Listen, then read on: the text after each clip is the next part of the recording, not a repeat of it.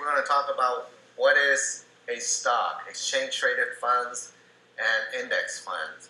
And we're going to be using fruit and vegetable as representations of what we're trying to explain. So imagine one piece of fruit, we're going to represent a single stock. A basket of fruit, we're going to represent a specific sector. And then we got fruit and vegetable in there, that will be a mixture. So we're going to try to represent that as the index. So let's get started. What is a stock? Well, essentially a stock is a certificate that represents ownership of a company. For example, if you buy one share of Apple, you have part ownership of Apple. What is an exchange-traded fund? Well, an exchange-traded funds are many companies that are in the same sector in one basket, just like what you see here, all different kind of various fruit in one basket. And we can make the assembly that different kind of fruits represent different kind of company in the same sector. For example, we have here are Apple, Google, and Facebook. So if you buy one share of ETFs, you essentially own a small piece of all three companies in this basket. So you don't have to go out there and buy three different shares, you own three different companies. So let's dive deeper into what are inside an ETF, like a tech ETFs.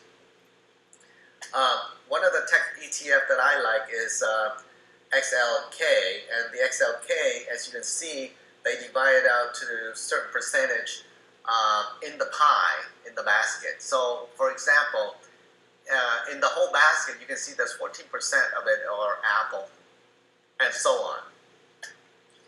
And we can look at the sector breakdown on this, and you can see there is a small piece of the pie that do belong to other sector, but heavily weighted in the tech sector. So that's why this is considered a tech ETFs. And most of these ETFs are generally heavily weighted in the United States. Very small piece are in other countries. So let's go into the index funds. Index funds represents a mixtures of company and sectors. As you can see, one of the three major index funds that are well known in the United States are the NASDAQ, the S&P 500, and the Dow Jones. Although you do hear CNBC or other TV channels or media, they talk about, there were 500 points drop on the Dow. But most professional traders prefer to use the S&P 500 for more of a gauge as far as the market concerned, because it's there's more diversification, so it's more of a correct gauge. But other, like NASDAQ, were heavily weighted in the tech sector. So let's dive deep into that index.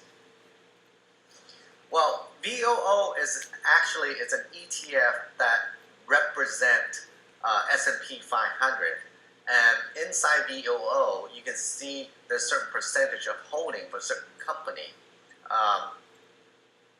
And you also can see the sector breakdown on this VOO. And the reason why I choose VOO is very simply stated, because the expense ratios, as you can see in my comparison, most traders, they do trade SPY because it's more liquid, there's more volume out there to be traded. And so, but the drawback is that the expense ratio, if you decide to hold this kind of ETF for long durations and kind of autopilot your portfolio, it's better off you use VOO, although they don't have a large volume. But if you look at an average mutual fund in the United States, about 4.52%. And if you compound that over 30 years, you realize that in 30 years, you would have got 49,557 versus if you look at VOO, if you stick that in then for 30 years, that would be $173,072. And it also beats SPY by a couple $1,000, as well as the tech sector. So what I like to do is I like to use VOO for my retirement portfolio, like the traditional IRA or your Roth IRA or any retirement funds that you have. And if you don't like to manage or actively trade your portfolio, this is the best vehicle to just kind of buy it in monthly, if you will.